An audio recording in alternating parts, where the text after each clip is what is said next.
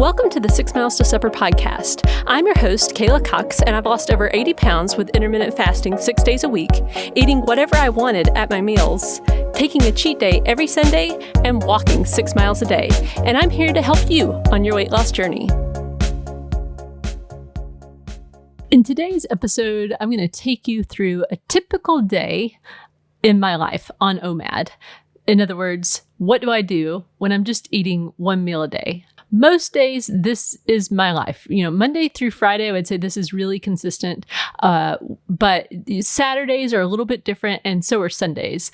Saturdays are generally a 2 meal a day kind of day for me, and Sundays are a quote unquote cheat day, which just basically means a day off from fasting. But I thought it might be helpful to take you through a day in my life on OMAD and to kind of compare it also to what I used to do when I was obese, because there are some stark differences, and those differences I think have made the difference between me being obese and being just at a normal weight and maintaining that with what feels like very little effort.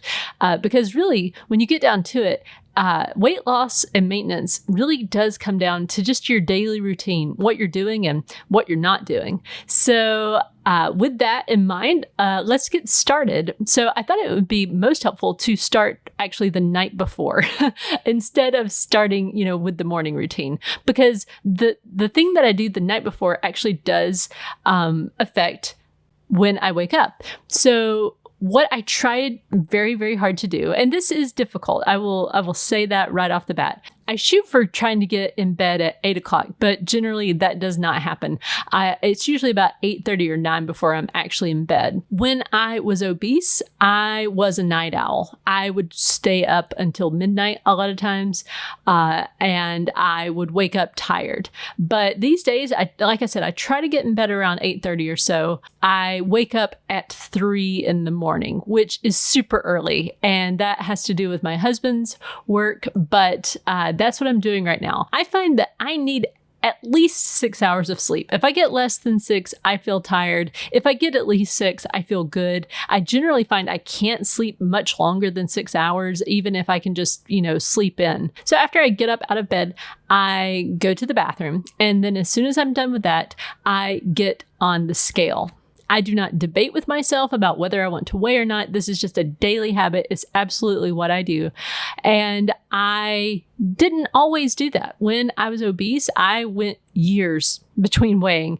But because I had that moment on the scale in 2015 where I was just really far off in my own expectations of where I was, I realized, one way to prevent that from ever happening again would just be to weigh every day. So that's what I've been doing since February of 2015, which at this point was 9.5 years ago. I just get on the scale and I weigh. And as soon as I see that number, I log it into my app. So one thing I do that's different when it comes to weighing that I didn't do when I had a weight problem, my life up until about 30 years old, the way I would handle weighing is that number would determine how I felt for the rest of the day.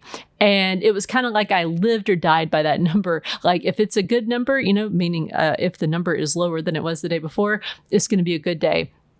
I'm going to be super jazzed about everything. And if that number is high, then I'm going to be devastated and I'm going to be in a really bad mood all day long. And I'm going to think a lot about that number. But these days, I get up, I weigh, and I think one thing is because I do it every day, I know there's a new number coming tomorrow. So that's one part of it. Another part of it is I've learned that averaging your weight is a lot better of an idea than paying too much attention to that single day number. So I look at the number and I'm aware of what I weigh that morning. The thing that I remind myself about, no matter what the number is that the victory is that I weighed. It's not so much about that particular number that I see. If the number happens to be high, which does happen from time to time, sometimes my weight might go up like by 4 pounds overnight. And that's usually because it's something like I had, really salty food and a lot of water, something like that. If the number is high, I do a quick check-in, is something bothering me, or, or can I kind of see like, oh yeah, it's that bowl of Chinese food that I had last night. And my inner dialogue, no matter what, is one of encouragement. So if I get on the scale, the number's high, and I do realize like, oh man, you know what? Actually, yesterday I overate. I just like ate a lot of food, and that's just what I did. I don't sit there and beat myself up about it. What I try to do is figure out what's going on. Usually there's some sort of emotional thing that would have happened that would have triggered that kind of behavior. And so I do my best to figure out some solutions, which usually include things like, okay, I need to journal about that probably, or maybe I need to talk about this with my husband, or I need to reach out to somebody and talk with them about it, or maybe take action on this problem. And then I go about the rest of my day. What I used to do was be mean to myself in my head, berate myself for having a lack of willpower and, for just eating too much and that kind of a thing. And here's a tip. That doesn't help. The next thing I do is sit down with my cup of coffee and I will read the Bible. I have a habit of reading 4 chapters a day, plus one from the gospel. The reason I do it that way is just because 4 chapters in the Bible every day means that I'm reading the Bible through once a year, which I like to do. And one from the Gospels, just because the Old Testament sometimes can kind of have parts that are, you could maybe read 4 chapters and it's a lot of genealogies and history. And I just find it more uplifting to have one lesson from the gospel. And actually, this habit of daily Bible reading has been something that I've done for quite some time. And it's been important because it did show me that I had the ability, even when I was obese, to do something consistently. So I would encourage you that you can look in your life right now. If you're just having trouble getting into a routine, sticking with things, find one thing that you do consistently and learn from that. What are the things that you've done to kind of set that habit up? What makes it so that you have that motivation? The next thing I do is to pray. Now, these 2 habits, the reading the Bible and the praying, definitely have helped me to worry less overall. And when I'm less worried, I have less instances of eating because I'm stressed. It doesn't mean that I never eat because I'm stressed, but it just does help. After I'm done praying, I sit down and do the Wordle. And this might sound like kind of a silly thing to include, but the thing is, the reason why I do the Wordle, there are a couple of different things that are nice about it. One, I love doing puzzles. And by doing the Wordle, it gives me just a little bit of joy in my day. I do the Wordle. And then the other part is that I send that result to my mom.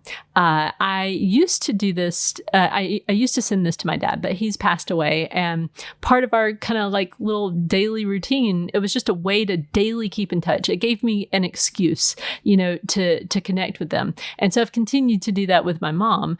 And it's been nice to kind of still have that habit with her. I found that on my weight loss journey, it was important to connect with people, especially the people that I love and who I know want the best for me. I can be a bit of a hermit sometimes, so it's nice to have these little things I can do to reach out. So I do the Wordle, I send that to my mom. I also have a little group chat going with my kids, and it's become our habit to put our Wordle scores in there and put a little funny GIF with it, and it's just a nice, again, little way to connect with my family and a little bit of joy in my life. So after I do the Wordle, I sit down and I do my journal.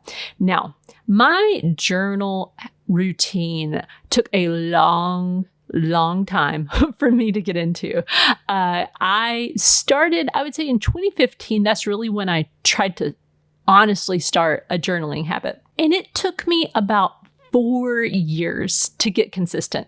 By 2016, I was like, I'd have little bits of spurts of doing it consistently, but really it took me until 2019 before I really got like, okay, daily, this is something I do. So take heart. If you find yourself having a really hard time getting into certain routines, just know that, I'm not a natural at this, and I've gotten pretty good at being in routines. I'm certainly not perfect, but you can build these things over time. It's okay if it's just kind of a messy process.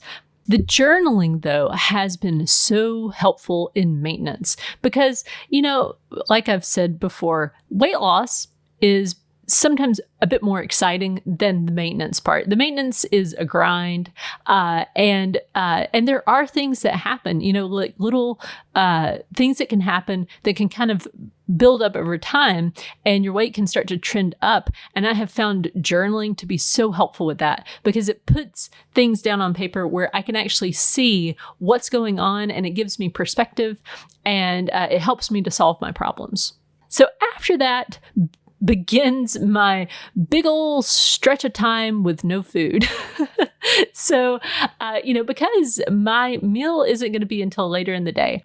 Now, this is probably the part of the day where there is the starkest contrast because when I was obese, I was a grazer. I would graze all day. I was taking bites of food here, there, at meals, and there were, always multiple meals.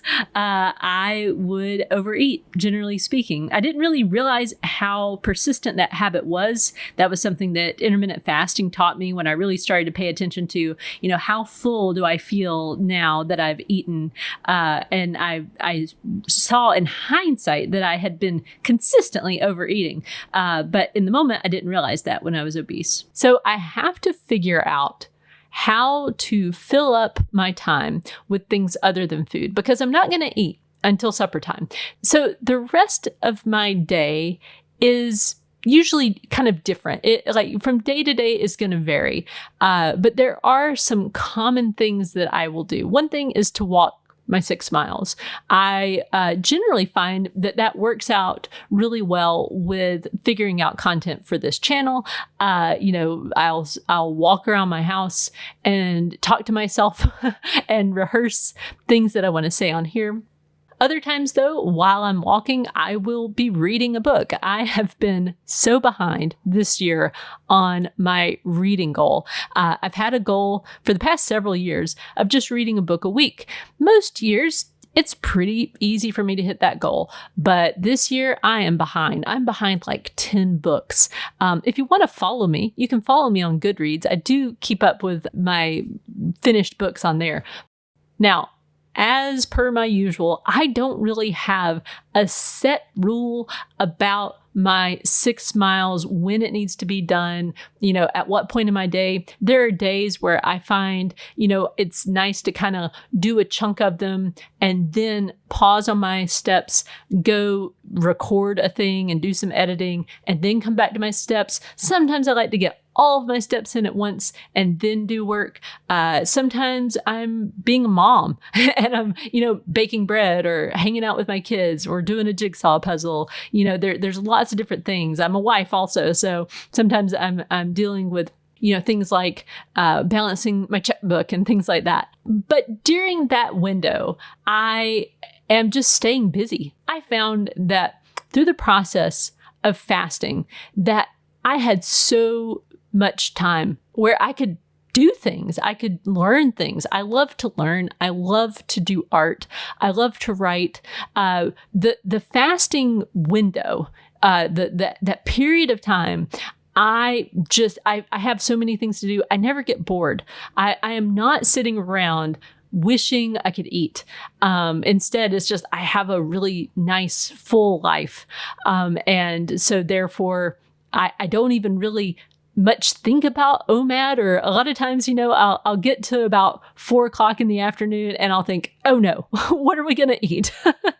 Because I'm really not good at like meal planning and things like that. But I'll start making supper, whatever sounds good, basically. A general kind of theme is it's probably going to be homemade. It's going to be more from scratch than pre-packaged. But, I do use things like dried pasta and things like that. I'm not that extreme when it comes to homemade stuff. But we have a regular kind of rotation of dishes that I make. Taco bowls with rice, black beans and rice, spaghetti with meat sauce, homemade pizza, some sort of maybe like Asian inspired ground beef concoction with white rice and shrimp sauce would be another kind of meal. Basically, whatever we have on hand, I'll whip something up and then we'll sit down to the meal. A lot of times these days it's around 5. Sometimes it's a little bit earlier. Sometimes it's a little bit later. But we sit down and we eat as a family. And we do not have the TV on, and we don't have any screens or anything, no phones at the table, no distractions really. We just sit down and we talk about our day. And if we have dessert, which we don't have it every single day, although sometimes we kind of get on baking kicks. My kids it's like every night we have a dessert. But then other times it's like, oh, it's been weeks and we've had no dessert.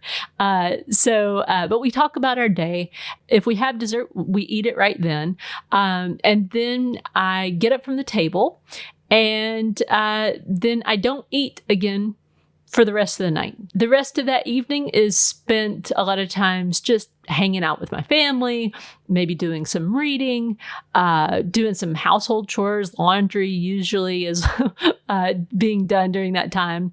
And then at about 7:30, we come back together and we do a little prayer together. And then after that, I go to bed.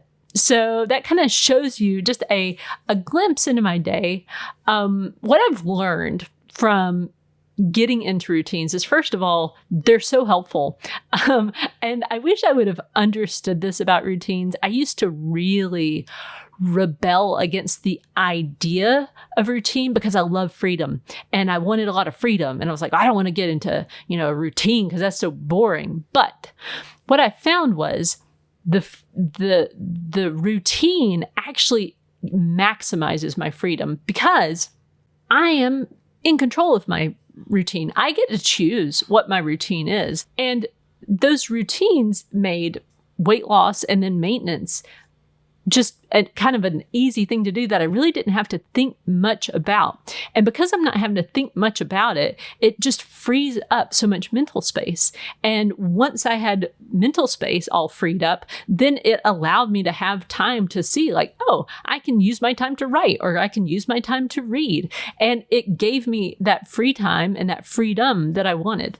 Another thing I found is that there are lots of days where I have low motivation, but the routine, because it's there, helps me to do a lot more on those days than I would have normally. Because once something does become a routine, it almost is easier to just go ahead and do the routine than to not do it.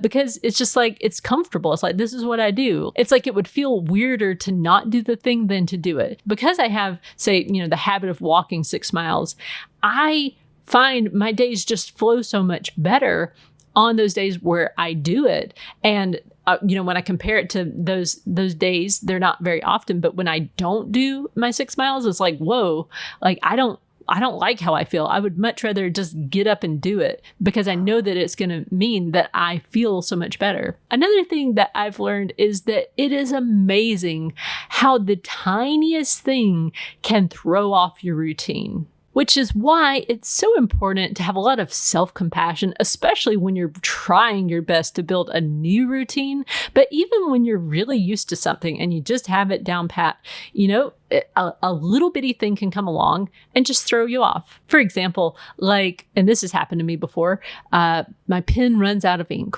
while I'm journaling. So I'll, think, oh, I need to go find another pen. And then I get up and I go into my office to, find a pen, but I forget, I'm looking for one. Maybe I have a hard time finding it. And then I accidentally, see on the computer screen there that there's an email and it's actually something that it needs to be responded to. So I sit down and I start, responding to the email thinking, okay, well, yeah, I just need to do this real quick. And then, I look up and it's 3 hours later and I haven't done my steps yet. And I also haven't finished my journaling. And all those things can happen just because of a tiny little thing like running out of ink. But the good news is you can get back on track. You can just be, very understanding of yourself and say, okay, okay, like here's what happened. You can learn something from that experience. And then just knowing why you're doing something. If you have a really deep why something's important to do, what I've found is you'll eventually get in that habit because it's important.